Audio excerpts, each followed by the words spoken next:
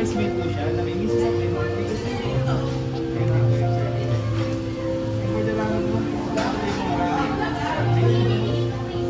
May ramen po tayo. Yung regular ramen po siya.